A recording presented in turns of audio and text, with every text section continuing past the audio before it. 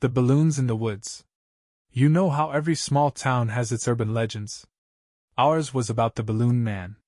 The story went that if you walked through the woods at night and found a red balloon tied to a tree, you'd better turn around. They said the balloon man didn't like visitors. I never believed in that kind of stuff. Urban legends are just made-up nonsense to keep kids from getting into trouble. At least, that's what I told myself the night I cut through the woods to get home. It was stupid, really. The shortcut saved me maybe 5 minutes. The trees were gnarled and skeletal in the moonlight, their shadows twisting and swaying as the wind sighed through the branches. I had my phone out, using its flashlight to keep from tripping over roots. I'd only gone about halfway when I saw it, a red balloon tied to a tree, its glossy surface shimmering in the pale light. I stopped. My first thought was that someone was playing a prank. Maybe one of my friends had followed me and left it there to freak me out. I even called out, "Very funny, guys!" But only the wind answered. I moved closer, curiosity getting the better of me. The balloon bobbed gently, tugging against its string. Attached to it was a note, written in blocky, childlike letters. "Follow me for a smile." My stomach tightened. I don't know why I didn't just turn back then and there, but something about the message felt off. Like it wasn't meant to be funny. Like it was a dare whispered in the dark. I hesitated for too long, and then I saw the second balloon. It was further down the path, tied to another tree, swaying just like the first. Another note dangled from its string. "Almost there!" A shiver crawled up my spine. This wasn't funny anymore. I decided to head back the way I came, but as I turned, I saw it, a third balloon. It hadn't been there before. It was tied to a tree just behind me, the note flapping in the breeze. "No going back now." I started running. I didn't care about the roots or the rocks. I just needed to get out of those woods. My flashlight bounced wildly, throwing jagged shapes into the darkness. Every time I thought I was alone, I'd catch a flash of red out of the corner of my eye, a balloon, always closer than it should have been. Then I heard it, a soft, wheezing laugh. High-pitched, broken, and coming from everywhere at once. I screamed and stumbled, landing hard on my hands and knees. That's when I saw the shoes. They were massive, bright red, and covered in mud.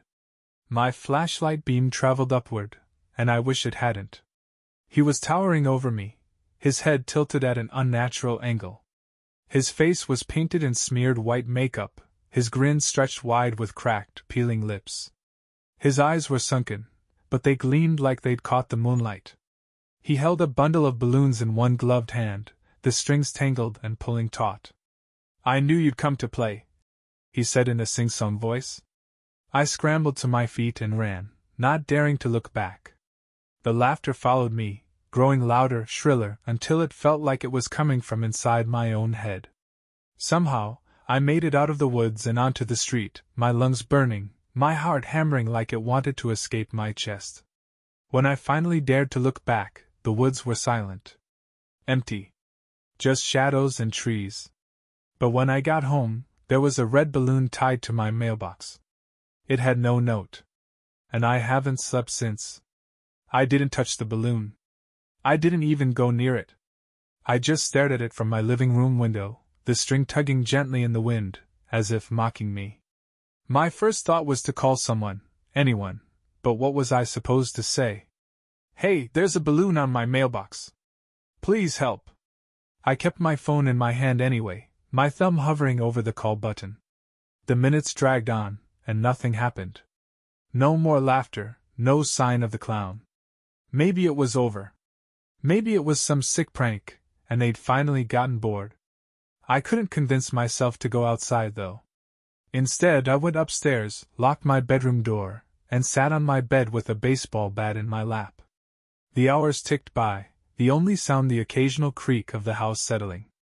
Around 3 a.m., I started to drift off. That's when I heard it. The soft squeak of rubber on wood. Like someone wearing oversized shoes walking down my hallway. My heart seized.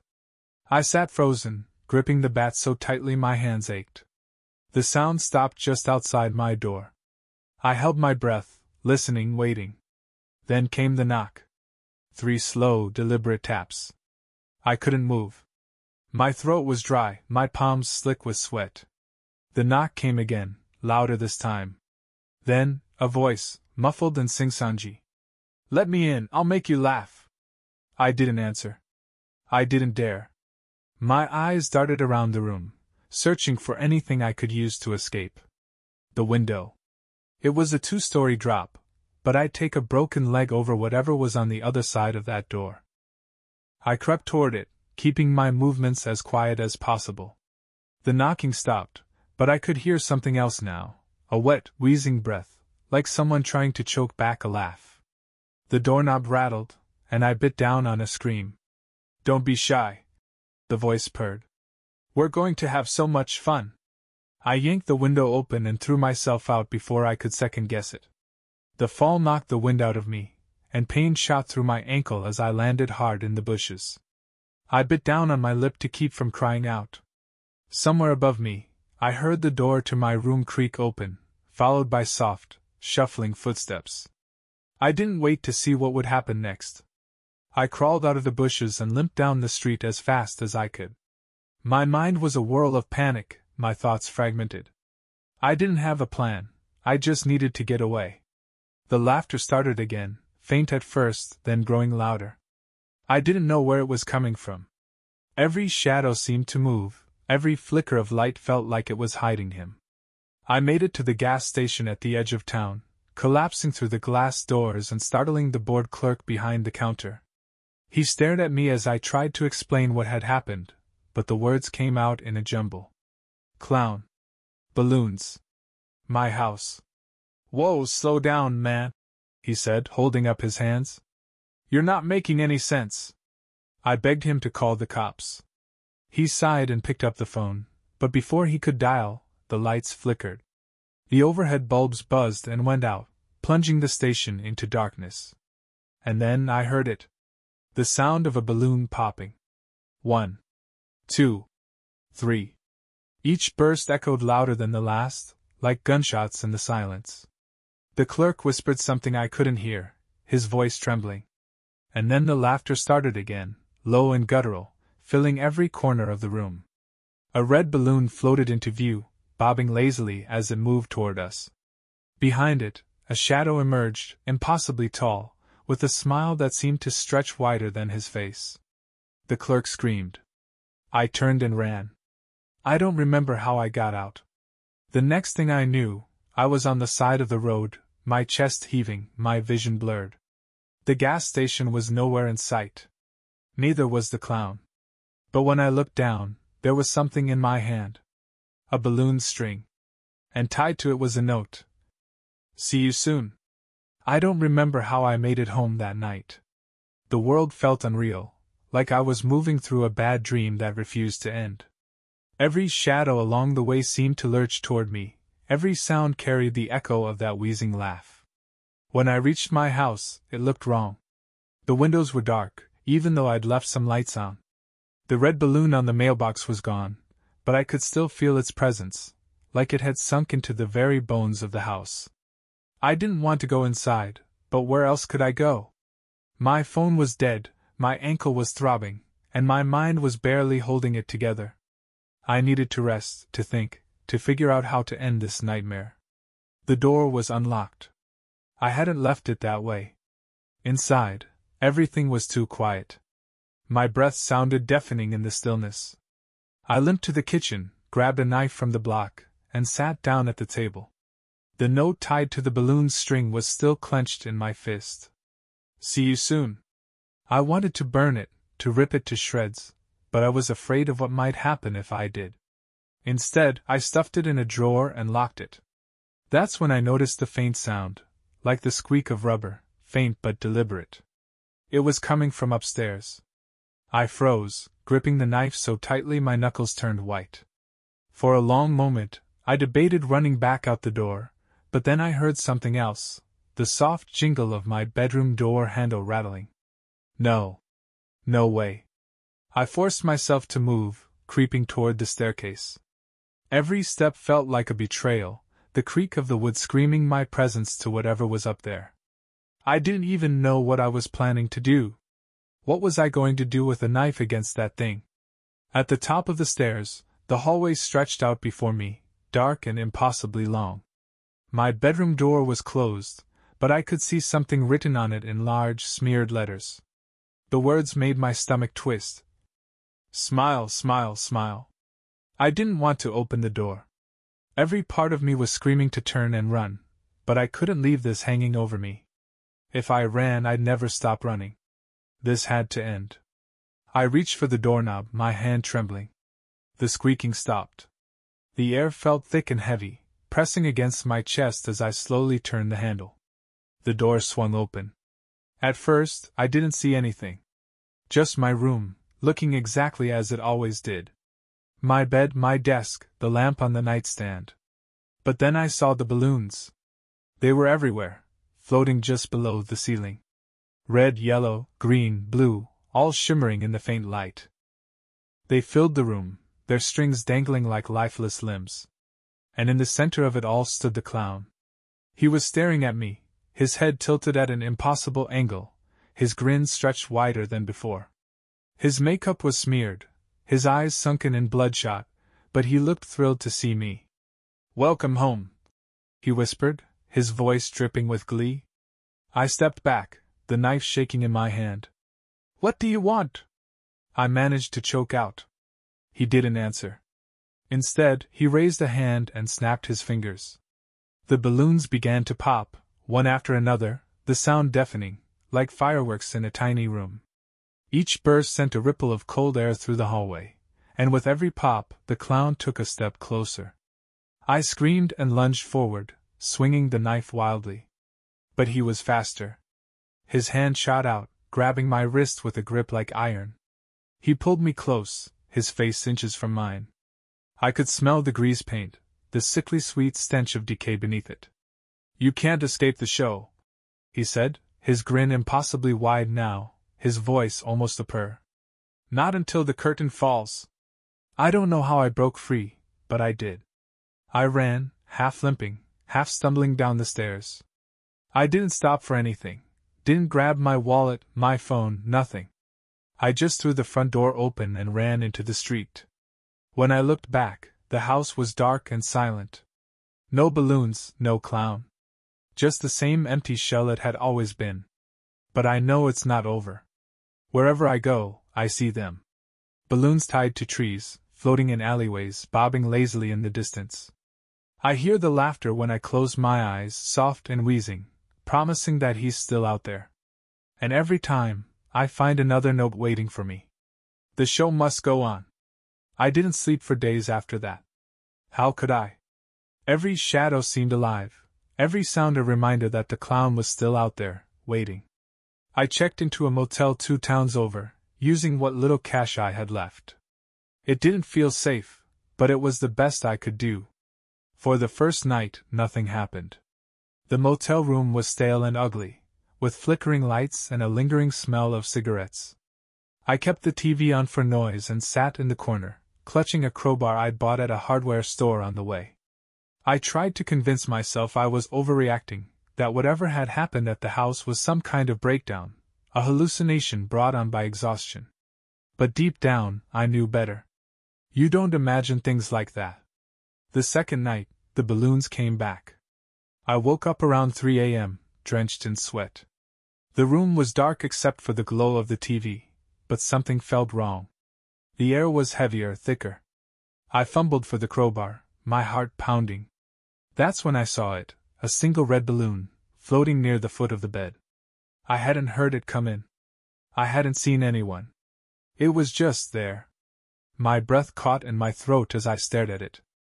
I wanted to believe it was just a prank, that someone had slipped it under the door, but the string wasn't tied to anything. It just hovered, swaying gently, almost mockingly.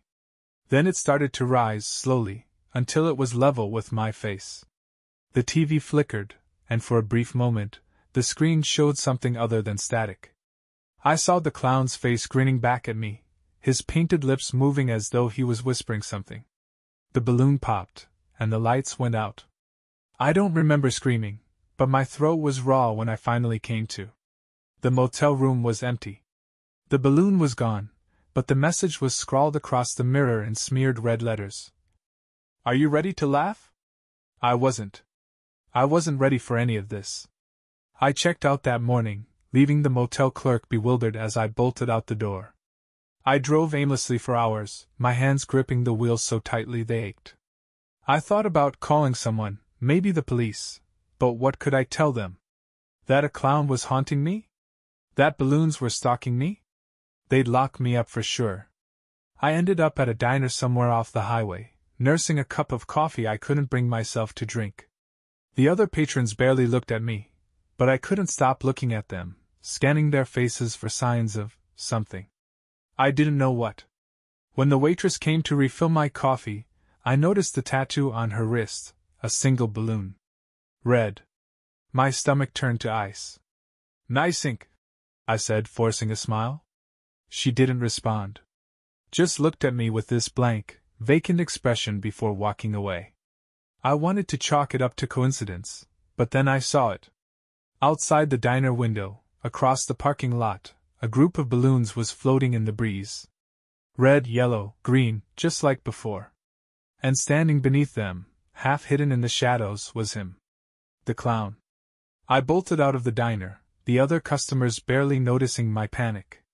By the time I reached the parking lot, he was gone, but the balloons remained, tied to the handle of my car.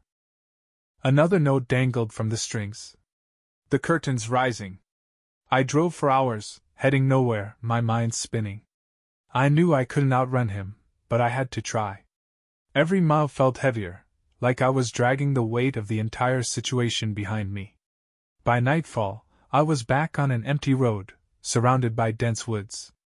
And that's when I saw the lights. Bright and colorful, they flickered through the trees, red, blue, and green, accompanied by the faint sound of carnival music. It was eerie, distorted, like a record playing too slow. Against my better judgment, I stopped the car. I don't know why. Curiosity? Fear? Or maybe I knew it wouldn't matter if I kept driving. I stepped into the woods, the music growing louder with every step. The lights were coming from a clearing up ahead. When I reached it, my breath caught in my throat. There was a circus tent, impossibly large, its fabric striped in faded red and white. The entrance flapped in the breeze, and tied to the poles were dozens of balloons. Their strings formed a barrier, swaying gently, almost inviting me in. "Welcome to the show," a voice whispered from behind me. I turned, and there he was. The clown. His grin was wider than ever, his eyes glinting with unholy light. He didn't move, didn't try to grab me. He just stood there, waiting. I don't know what possessed me to step forward, to walk past him and into the tent. Maybe I thought it would end if I went along with it. Maybe I just wanted it to be over. Inside, the air was cold and stale. The music was louder now, echoing through the empty space. Rows of seats surrounded a center ring, but they were empty. Except for one. At the far end of the tent, a figure sat hunched over, its head tilted. It wasn't a person. It was a mirror. And in its reflection, I saw the clown standing behind me, his hands resting on my shoulders. I froze. The reflection in the mirror was clearer than it had any right to be, like I was looking at another version of myself trapped in glass. But it wasn't me, it couldn't be. Not with him standing behind me, his long, bony fingers curled over my shoulders like a predator claiming its prize. I spun around, swinging the crowbar I'd somehow forgotten I was still clutching. The momentum nearly threw me off balance, but when I turned, there was nothing there. Just the empty tent, the distorted carnival music humming in the background. I whipped back toward the mirror. The reflection hadn't changed. The clown stood behind me, impossibly still, his grin frozen in place. His fingers pressed deeper into my shoulders, but I didn't feel anything. I staggered back, away from the mirror, my breaths coming in short, sharp gasps. "Not a fan of your own reflection?" The clown's voice purred, echoing all around me. I whipped my head around, trying to pinpoint where it was coming from, but the sound seemed to bleed from the air itself. The tent felt alive, the walls pulsing faintly like they were breathing. You've already taken your seat. The voice continued, now dripping with mockery. The show must go on. The music surged, warping and distorting as the tent began to shift. The rows of seats bent and twisted, the floor beneath me rippling like a funhouse illusion. I stumbled, falling to my knees, and that's when I noticed them, the balloons. They were floating toward me, dozens of them, their strings dragging across the ground like tentacles. Their glossy surfaces reflected fragments of my face, each one twisted and distorted, grinning wider than my own lips ever could. I swung the crowbar wildly, popping one, then another, but for every balloon that burst, two more appeared. Why fight it? The voice taunted. Don't you see? You belong here. I screamed, throwing the crowbar at the mirror. It struck dead center, shattering the glass into a cascade of shards. For a moment, everything went silent. The music stopped. The balloons froze midair, their strings dangling lifelessly. And then I heard it, a slow, deliberate clap. Well done, the clown said, stepping out from behind the mirror's broken frame as if he'd been hiding there all along. His movements were jerky and unnatural, his limbs bending in ways they shouldn't. He didn't walk, he glided, his oversized shoes barely touching the ground. You've ruined the first act, he said, feigning a pout. But don't worry. There's always an encore. The tent walls shuddered, the lights above flickering violently. The clown raised his hand, and the balloons surged forward, wrapping their strings around my arms and legs like living ropes. I thrashed, trying to break free, but they tightened, lifting me off the ground. Let me go! I screamed, kicking wildly. What do you want from me? His grin widened. How? I'll never understand. I want what all performers want, he said, his voice dripping with glee. An audience.